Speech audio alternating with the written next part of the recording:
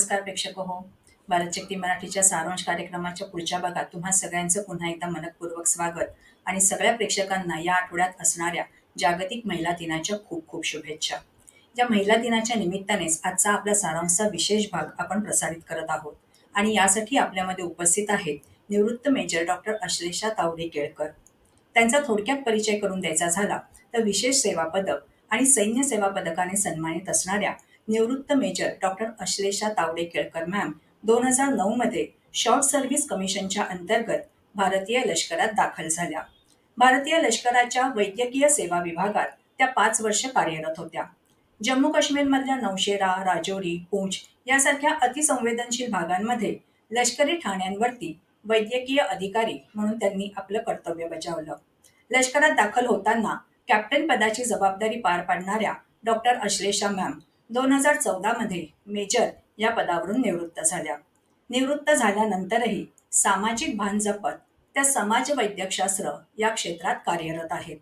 तरुणांनी आणि त्यातही मुलींनी भारतीय सशस्त्र दलांमध्ये येण्यासाठी त्यांना कोणत्या संधी उपलब्ध आहेत आणि त्यासाठी त्यांनी कशी तयारी करावी याबद्दल अनेक कार्यक्रमांमधनं मॅम मार्गदर्शन करत असतात. त्यामुळे आजच्या कार्यक्रमामध्ये सुद्धा आपण मुलींसाठी असणारी सैन्य दलातल्या संधी याबद्दल त्यांच्याकडून मार्गदर्शन करून घेणार आहोत. मॅम, आजच्याही कार्यक्रमात तुमचं मनपूर्वक स्वागत. नमस्कार. नमस्कार. मॅम, मुलींसाठी असणारी सैन्य दलातील संधी याबद्दल आपण प्रश्न घेणारच आहोत, पण अगदी सुरुवातीला मला तुमच्याबद्दल प्रश्न विचारायचा आहे की तुमचा हा प्रवास नेमका कसा झाला. कारण मध्यमवर्गीय कुटुंबामध्ये जन्म झाला, तुमची म्हणजे शालेय शिक्षण सुद्धा पार्ल्यातल्या ठिकाणी झालेलं होतं आणि अशा काळामध्ये अचानकपणे सैन्य दलामध्ये जाणं, ही कल्पना तुम्हाला नेमकी कशी सुचली आणि घरच्यांचा त्यासाठी कसा पाठिंबा तुम्हाला मिळाला याबद्दल आधी आम्हाला सांगा. खूप छान आणि खूपच महत्वाचा प्रश्न आहे. खरं तर सैन्य दलामध्ये आपण जेव्हा एखादी व्यक्ती जाण्याचा विचार करते तेव्हा तो काही एका रात्रीतला किंवा एका छोट्याशा काळातला केलेला निर्णय नसतो.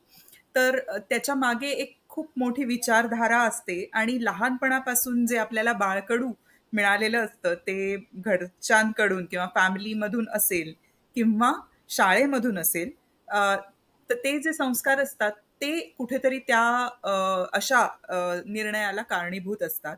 माझ्या सुदैवाने माझ्या घरी आजी, माझी आई, आई वडील यांच्याकडून सतत मला स्वावलंबन आणि डिसिप्लिन या बाबतीत सततच मला शिकवण मिळत आली. आजीने मला ज्या गोष्टी सांगितल्या त्याच्यामध्ये आपल्या स्वातंत्र्य सैनिकांच्या गोष्टी किंवा अगदी वीरांगनांच्या देखील गोष्टी होत्या आणि त्यातून कुठेतरी प्रेरणा ही मिळतच असते.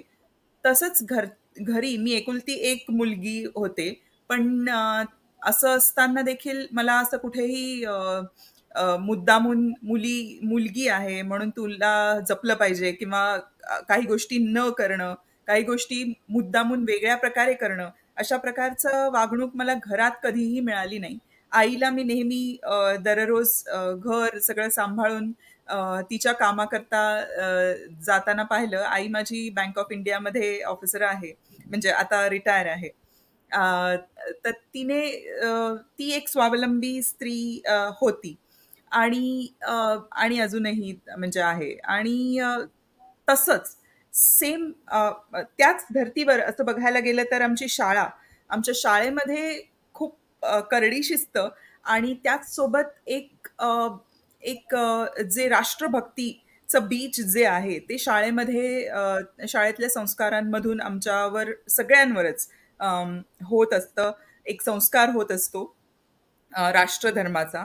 आम्ही शाळेमध्ये असताना कारगिलचं युद्ध झालं होतं आणि तिथे आमचा सिनियर शाळेमधला विनायक गोरे, कॅप्टन विनायक गोरे, जो अतिशय तरुण वयामध्ये शहीद झाला आणि आम्ही त्याला पाहिलेलं आहे म्हणजे लहानपणी.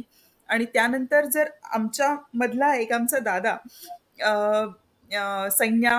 सैन्यामध्ये भरती होऊन शहीद होतोय आणि देशासाठी सर्वोच्च सर्वोच्च त्याग करण्याचं ची छाती राखतो. त्याची आई आम्हाला शिकवायला होती, आमच्या बाई, अनुराधा गोरेबाई. आणि असे जे काही प्रसंग असतात ना, त्यांच्यामुळे माणूस घडत जातो आणि ते एक संस्कारक्षम वय आहे. त्यामध्ये अशा गोष्टी खूप बिंबतात मनावर. आणि त्याच्यामुळे खरं तर एक मनात कुठेतरी पक्क झालं, की मला देशासाठी काहीतरी करायचंय. आता त्या पुढे जाऊन माझ्या क्षमतेप्रमाणे मी ते करणार. त्याच्यामध्ये मी बरी असल्यामुळे अभ्यासामध्ये मी मेडिकलला गेले, एमबीबीएसला जे काही मेरिट सीट असते. आणि एमबीबीएसला गेल्यानंतर देखील मनात म्हणजे सगळ्यांचेच वेगवेगळे प्लॅन्स असतात, डॉक्टर होताना किंवा झाल्यानंतर काय करायचं. तर बऱ्याच मुलांचं असतं की त्यानंतर लगेचच आपल्याला पोस्ट ग्रॅज्युएशन म्हणजे उच्च शिक्षणासाठीच्या संधी असतात, भारतात आणि भारताबाहेर देखील. तर भारताबाहेर संधी असतात, अमेरिकेत किंवा ऑस्ट्रेलिया किंवा UK सारख्या ठिकाणी. भारतात वेगवेगळ्या मोठ्या हॉस्पिटल्समध्ये तुम्ही त्वरित पोस्ट ग्रॅज्युएशन म्हणजे ऑफकोर्स जर तुमच्या मेरिट थ्रू तुम्हाला मिळालं तर तुम्ही तिथे जाऊ शकता. आणि बरीचशी मोठी हॉस्पिटल्स देखील आपल्याला खुणावत असतातच. बऱ्याचशा मुलांच्या ज्यांचे आई वडील देखील डॉक्टर आहेत, माझ्या घरात कुणी डॉक्टर माझी बॅकग्राऊंड नाहीये, मी पहिलीच डॉक्टर होते. तसंच सैन्यात देखील मीच माझ्या कुटुंबामधून पहिल्यांदाच गेले. तर त्या मुलांना स्वतःची प्रॅक्टिस जॉईन करणं हा देखील एक पर्याय असतो. माझ्या मनात त्यावेळेस वेगळं होतं. माझ्या मनात त्यावेळेस आम्हाला एवढं इझिली माहिती असायचं नाही, पण एक नोटिफिकेशन सगळ्या न्यूजपेपर्समध्ये येतं, जी सगळीच मोठी वर्तमानपत्र आहेत त्याच्यामध्ये आर्मी मेडिकल कोर ची निविदा किंवा की सूचना येते. आणि जर तुम्हाला त्याच्यामध्ये अप्लाय करायचं असेल तर तुम्ही त्यांच्या निकषांमध्ये बसलं पाहिजे. मी त्या निकषांमध्ये शारीरिकदृष्ट्या तसंच शैक्षणिक पात्रतेमध्ये बसत होते. तेव्हा मी मग बाबांना म्हटलं की मी याच्याकरता अप्लाय करू इच्छिते, कारण मला असं वाटतं की मी ह्या क्षेत्रामध्ये चांगलं काम करू शकेन. आमच्या घरामध्ये आर्मीची काहीही बॅकग्राऊंड नव्हती, त्यामुळे थोडंसं मनात धाकधूक होती. पण त्या काळात म्हणजे साधारण 2008, 7, 8, 9 या काळामध्ये आर्मी विषयी खूप जागरूकता निर्माण नव्हती झाली. आणि तसंच आर्म फोर्सेस संबंधी सगळीच माहिती इंटरनेटवर उपलब्ध देखील नव्हती. पण बाबांना लहानपणापासून मला त्यांनी बघितलेलं असल्यामुळे त्यांना माझा कल माहिती होता आणि त्यांनी त्या क्षेत्राबद्दल माहिती खरं तर काढली. आणि त्याच्यातले काय प्रोज अँड कॉन्स, चांगल्या वाईट त्याच्यामधले काय मुद्दे आहेत, हे आम्ही खरं तर घरात बसून चर्चा केली. आणि त्यातून तू तू या क्षेत्राकडे एक करिअर म्हणून बघितलं पाहिजेस असा बाबांनी आणि माझ्या आई बाबांनी मला खरं तर एक पाठिंबाच दिला. आणि त्यामुळे मी पुढे जाऊ शकले. कारण जर घरच्यांचा पाठिंबा नसेल तर आर्मी सारखं क्षेत्र, तेही मुलींना, जे पुरुष प्रधान क्षेत्र आपण म्हणू शकतो. आणि आज तरी मुलींना बऱ्याचशा संधी उपलब्ध आहेत, पण साधारण एक 20 वर्षांपूर्वी तेवढ्या संधी उपलब्ध नव्हत्या आणि तेवढ्या स्त्रिया देखील आर्म फोर्सेसमध्ये नव्हत्या. स्पेशली महाराष्ट्रामधून फार कमी. म्हणजे आपण आज लेफ्टनंट जनरल कानेटकर मॅडमना पाहतोच आहोत. त्या आज कुलगुरू आहेत, म्हणजे महाराष्ट्र युनिव्हर्सिटी ऑफ हेल्थ सायन्सेसच्या. मॅडम लेफ्टनंट जनरल पदावर पोहोचणाऱ्या काही हाताच्या बोटांवर मोजण्या इतक्या महिलांमध्ये मॅडमचा समावेश आहे. आणि अशा खूपच कमी महिला आहेत ज्यांची उदाहरणं समाजासमोर किंवा आमच्यासारख्या डॉक्टर समोर होती. तर त्या परिस्थितीत हा निर्णय घेताना मला माझ्या गुरुजनांचा, म्हणजे माझ्या मेडिकल कॉलेजमधल्या शिक्षकांचा देखील तेवढाच म्हणजे काय म्हणतात त्याला, सपोर्ट किंवा पाठिंबा राहिला. पण सर्वात मोठा पाठिंबा जर होता तर तो माझ्या कुटुंबियांकडून, माझ्या आई आणि बाबांकडून होता. आणि त्यामुळे मी या क्षेत्राकडे वळू शकले. म्हणजे घरच्यांचा पाठिंबा असेल तर मला असं वाटतं याही क्षेत्रामध्ये मुलींना आता संधी ज्या उपलब्ध आहेत त्या संधींचं त्यांनी सोनं करायला काहीच हरकत नाही. याच अनुषंगाने प्रश्न आहे की आता कोणत्या प्रकारच्या संधी आपल्याकडे लष्कराच्या किंवा एकूणच तिन्ही सशस्त्र दलांमध्ये आज उपलब्ध आहेत याबद्दल तुम्ही काय मार्गदर्शन कराल? आजचा सिनारिओ आपण जर बघितला आर्म फोर्सेसमध्ये, तर आज म्हणजे गेल्या 10 ते 15 वर्षांमध्ये आर्म फोर्सेसमध्ये स्त्रियांकरता इतक्या नवनवीन संधी उपलब्ध झालेल्या आहेत. सर्वात महत्वाचं जर एक मुद्दा असेल तर तो मी सांगेन की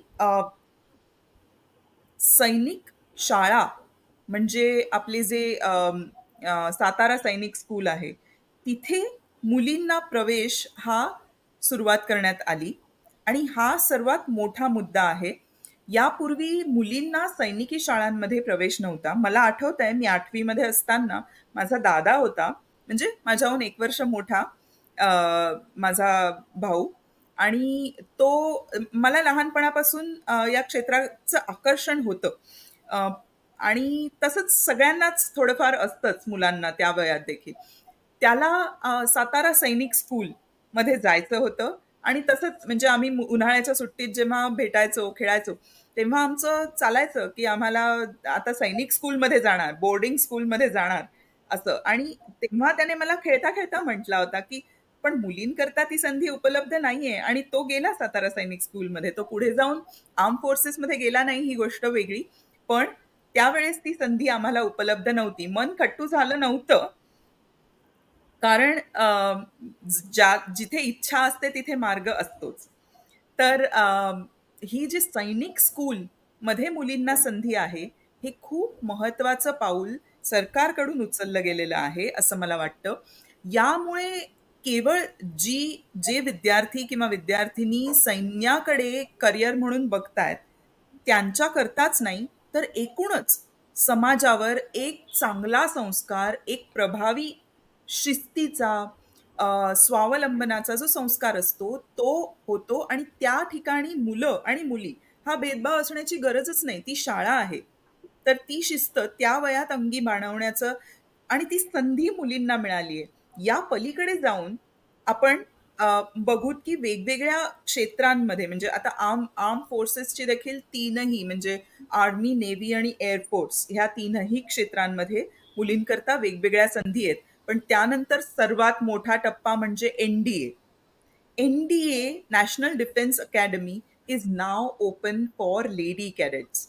This is by far the largest victory स्त्रियांकरता इन आर्म फोर्सेस असं म्हटलं पाहिजे.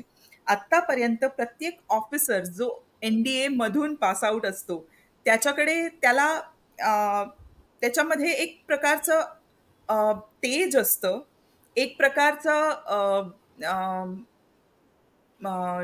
काय म्हणतात त्याला, एक प्रकारचं जज्बा म्हणतात तो असतो. जेव्हा एनडीएचं नाव घेतलं जातं डोळ्यात एक चमक येते आणि आवाजाला धार चढते.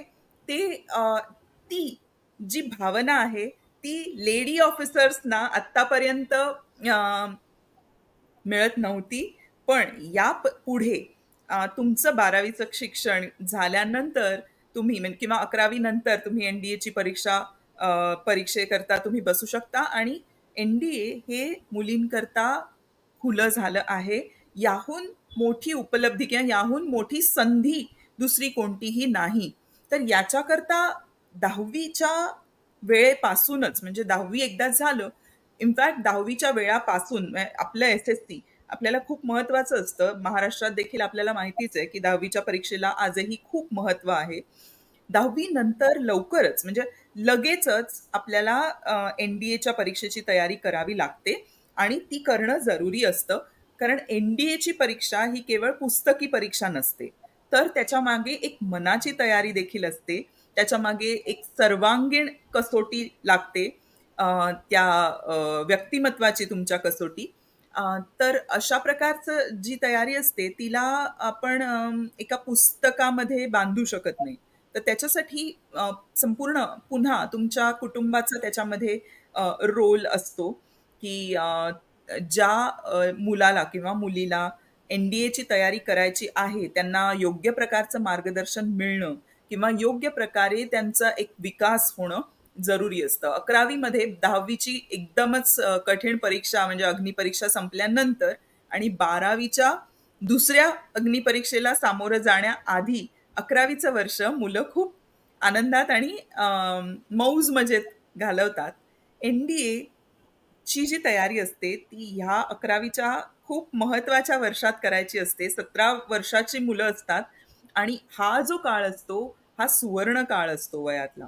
तर त्याच्यातला प्रत्येक दिवस, प्रत्येक तास जो आहे तो अतिशय महत्वाचा असतो आणि तिथे तुम्हाला NDAची तयारी करण्याची सुवर्ण संधी असते. NDAची तयारी केल्यानंतर NDA मध्ये प्रवेश मिळाला नाही तरी देखील जी एक प्रकारची अभ्यासाकडे बघण्याची वृत्ती NDAच्या तयारीच्या दरम्यान तयार होते, ती वृत्ती आपल्याला अत्यंत उपयोगी पडते पुढच्या देखील अभ्यासाच्या दृष्टीने. दुसऱ्या पुढच्या संधी ज्या असतात त्या 12वी नंतर, म्हणजे आता मी डॉक्टर आहे तर मी डॉक्टरी क्षेत्रामधल्या सांगू शकेन की 12वीच्या नंतर AFMC म्हणजे arm forces medical school, medical college ची एक एंट्रन्स एक्झाम, पण आता नीट आल्यानंतर आर्म फोर्सेस मेडिकल कॉलेज देखील नीट ही जी कॉमन एंट्रन्स टेस्ट आहे ती फॉलो करतं. त्याच्या थ्रू आपण आर्मी मेडिकल कोअरमध्ये फॉर MBBS म्हणजे AFMC मध्ये MBBS म्हणून आपण MBBS या कोर्स करता आपण एनरोल करू शकतो. तसंच इंजिनिअरिंग क्षेत्रामध्ये मुलींना संधी आहेत. तर आम्ही इंजिनियर्स कोर, त्याचबरोबर एज्युकेशन कोर आणि नेव्ही मध्ये मुलींना ऑफिसर लेवलच्या संधी तर आहेतच. त्याच बरोबर एअरफोर्समध्ये नाव आपल्याला सगळ्यांनाच माहिती आहे की नेव्ही आणि एअरफोर्स या दोन्ही ठिकाणी आपल्याला आता पूर्वीच्या काळी मुली किंवा लेडी ऑफिसर्स शिप्सवर पोस्ट केल्या जात नसत, पण आता आपल्याला lady officers as commanding officer or captain of a ship we have, आणि सो ह्या संधी आहेत आपल्याकडे. दॅट इज द म्हणजे there are supporting service course and there are fighting arms. So fighting arm मध्ये देखील आता म्हणजे इन्फंट्री, जसं आपण आर्म फोर्सेसमध्ये इन्फंट्री आहे तसं फायटिंग आर्म्समध्ये आपल्याला आता मुली किंवा स्त्रिया अगदी अग्रणी दिसतात. We know that fighter planes देखील मुली आता ट्रेन होऊन fighter planes they are taking over, हे देखील आपण सगळेच जाणतो. त्याखेरीज सपोर्टिंग सर्व्हिसेसमध्ये एज्युकेशन कोर आहे, म्हणजे त्याच्यानंतर लॉ ही जी ब्रांच आहे, सो जॅग ब्रांच ज्याला म्हणतात, तिथे देखील मुलींकरता संधी आहे. आणि सर्वात नवीन आपल्याला म्हणता येईल अग्निवीर मुलींसाठी उपलब्ध आहे. तर त्या अंतर्गत मुलींना नेव्हीमध्ये आता अग्निवीर मुली ऑलरेडी जॉईन झालेल्या आहेत वेगवेगळ्या ह्याच्यामध्ये स्ट्रीम्समध्ये, म्हणजे इंजिनिअरिंग किंवा लॉजिस्टिक्स या ब्रांचेसमध्ये, म्हणजे एक्झिक्युटिव्ह म्हणतात त्याला, इंजिनिअरिंग म्हणजे. अग्निवीर आपण त्यांना मराठीमध्ये म्हणायचं तर अग्निवीरांगना म्हणता येईल, पण अग्निवीर लेडी कॅडेट्स ह्या नेव्हीमध्ये ऑलरेडी जॉईन झाल्या आहेत. म्हणजे आपण अगदी त्यांचं वेगवेगळ्या नेव्हल युनिट्समध्ये त्यांचं ट्रेनिंग देखील सुरू झालेलं आहे. INS शिवाजीमध्ये झालेलं आहे सुरू, INS हमला जे लॉजिस्टिक्स युनिट आहे, INS शिवाजी हे एक्झिक्युटिव्ह म्हणजे इंजिनियर्स रिलेटेड आहे. सो तिथे देखील स्त्रियांना, मुलींना संधी आहे. या मुलींना देखील भेटायला किंवा त्यांना मार्गदर्शन करण्यासाठी त्यांनी मला बोलावलं होतं, कारण ही पहिली त्यांची अग्निवीरांगनांची बॅच आहे. तर त्यांना कशा प्रकारे स्वतःची काळजी किंवा शरीराची आणि तसंच मानसिक काळजी आणि तुमचं करिअर किंवा तुमचं जे ड्युटी आहे ती कशा प्रकारे व्यवस्थित तुम्हाला करता येईल अशा प्रकारचं मार्गदर्शन करण्याकरता देखील त्यांनी बोलावलं होतं. परंतु आर्मी मेडिकल कोअरमध्ये फार पूर्वीपासून, आता आपल्याला सगळ्यांनाच माहिती आहे, मध्यंतरी स्त्रिया खरंच झुंजल्या म्हणायला हवं. आर्मी याच्या ब्रांचेसमध्ये लेडीज करता परमनंट कमिशन करता, आणि त्यानंतर we actually got permanent commission for lady officers in some of the branches. Army medical कोअरमध्ये आपल्याला खूप आधीपासून लेडी ऑफिसर्सना परमनंट कमिशन दिलं जातं. याचं मुख्य कारण म्हणजे आम्ही मेडिकल कोअरमध्ये लेडी ऑफिसर्स केवळ जवानांनाच ट्रीट करत नाहीत, तर त्यांच्या फॅमिलीज म्हणजे जवानांचं जे कुटुंब आहे त्यांची देखील काळजी आर्मी घेत असते.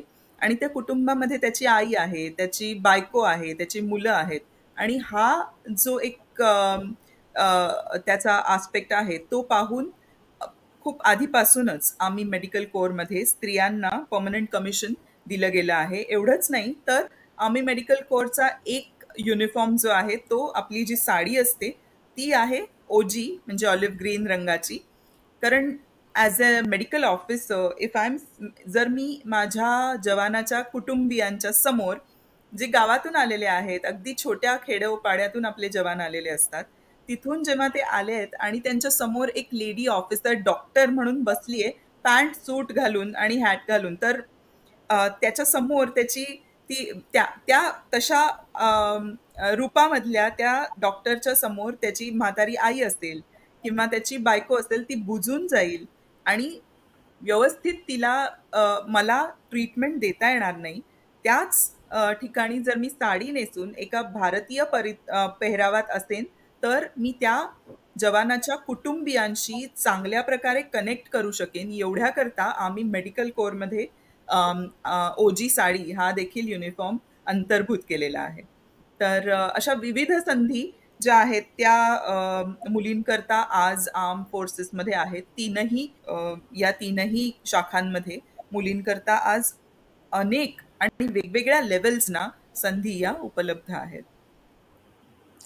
मॅम, एक प्रश्न अजून असा आहे की मानसिक म्हणजे शारीरिक तयारी तर आपण करतच असतो, पण मानसिक तयारी करण्यासाठी म्हणून सुद्धा काही वेगळ्या पद्धतीचा विचार करण्याची किंवा वेगळ्या पद्धतीची तयार करण्याची गरज आहे किंवा मुलींसाठी म्हणून त्याची वेगळी गरज आहे असं तुम्हाला वाटतं? आणि जर तसं असेल तर ती नेमकी कशा पद्धतीने पूर्ण करावी असं तुम्हाला वाटतं? ताई, खरंच सांगायचं तर आर्म फोर्सेसमध्ये जाण्यासाठी एक एक काहीतरी वेगळ्या पद्धतीची तयारी करायला हवी असं माझं स्वतःचं मत नाही. NCC जॉईन केलंच पाहिजे किंवा जर NCC जॉईन केलं नाही तर मी आर्म फोर्सेसमध्ये जाऊ शकत नाही असा देखील काही लोकांचा गैरसमज असतो.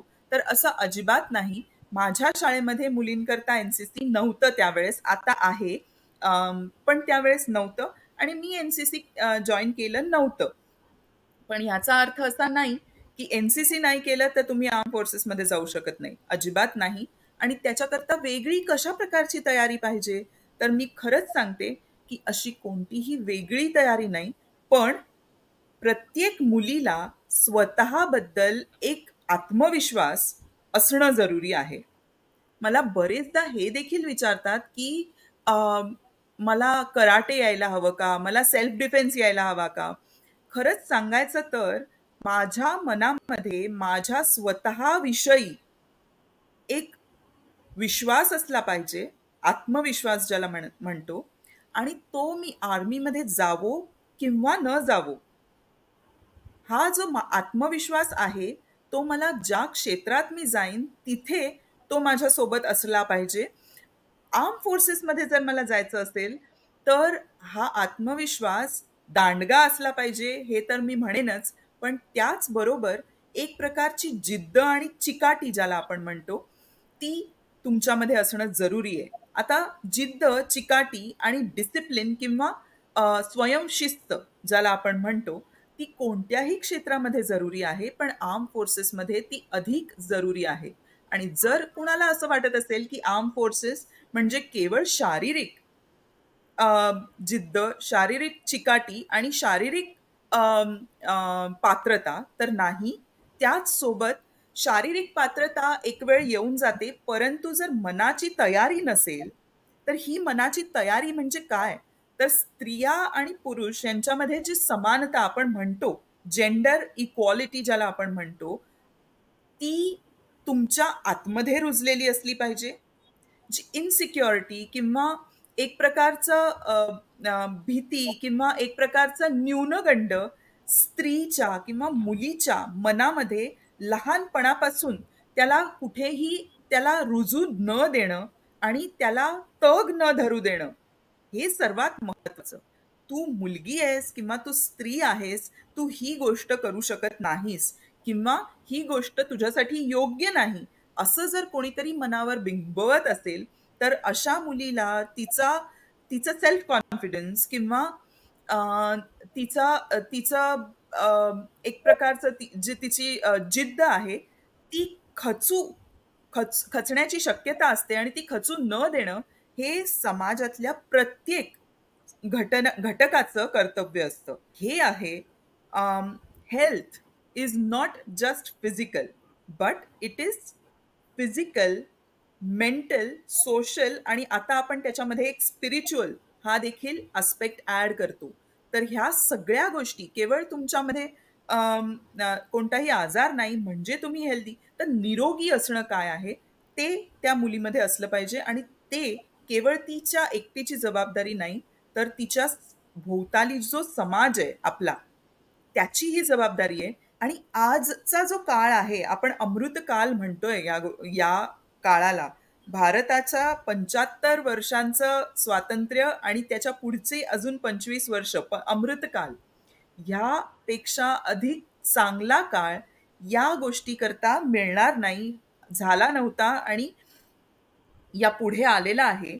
या संधीची सुवर्ण संधी करणं, या संधीचं सोनं करणं, हे केवळ त्या मुलीचं किंवा तिच्या आई वडिलांचंच नाही, तर पूर्ण समाजाचं एक दायित्व आहे असं वाटतं. मी आर्म फोर्सेसमध्ये गेले म्हणजे केवळ मी देशसेवा केली आहे आणि आर्म फोर्सेस म्हणजे केवळ त्याग आणि देशार्पण किंवा असा एक प्रकारचा गैरसमज आहे. दोन्ही अंग आहेत त्याला. आर्म फोर्सेस मधली सर्व्हिस म्हणजे देशसेवा आणि त्याग आणि अम, अ, एक प्रकारचं दुःख, एक प्रकारचं कठीण जीवन, असं एक समीकरण. आणि तसंच आर्म फोर्सेसमध्ये नाही म्हणजे ती देशसेवा नाही, असं दुसरं समीकरण. आर्म फोर्सेसमध्ये जाणं म्हणजे केवळ त्याग नाही, म्हणजे कठीण आयुष्य नाही, म्हणजे दुःख नाही, मरण नाही.